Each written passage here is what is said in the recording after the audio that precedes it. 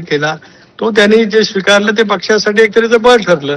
आता प्रत्येक वेळेला समोर येऊन त्या वेळेला बोललं गेलं पाहिजे अशातला काय भाग नाही. त्याचा अर्थ या सगळ्या काय घडामोडी घडतात त्याला मूक संमती आहे असं म्हणणं त्यांच्यावरती सुद्धा अन्याय करण्यासारखं ठरेल असं मला स्वतःला वाटतं.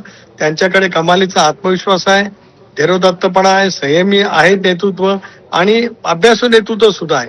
आता काळाच्या ओघामध्ये अनेक गोष्टी त्याची उत्तरं मिळत असतात. ठीक आहे, तातडीने मिळाली पाहिजेत अशातला काय भाग नाही. काळाच्या ओघामध्ये ते सिद्ध होईल. एक आपण पाहिलं की बारामती मधला त्यांचा विजय 2,14,000चा देशातला विक्रम करणारा जो विजय आहे. दादांच्या दुर्दैवी निधनाच्या नंतरची पहिली निवडणूक होती.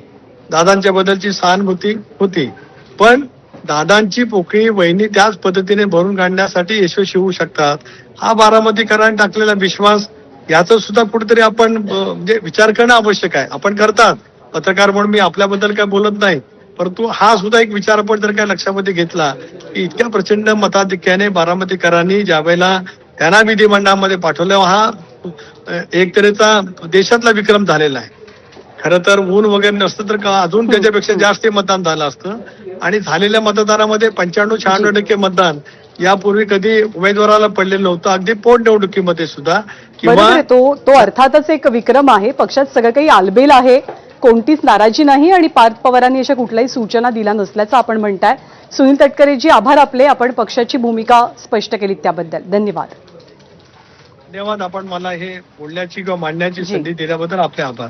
धन्यवाद. थँक्यू. आणि याच बातमीवरती अधिक संवाद साधण्यासाठी राष्ट्रवादी काँग्रेसचे वरिष्ठ नेते मंत्री छगन भुजबळ सध्या आपल्यासोबत आहेत.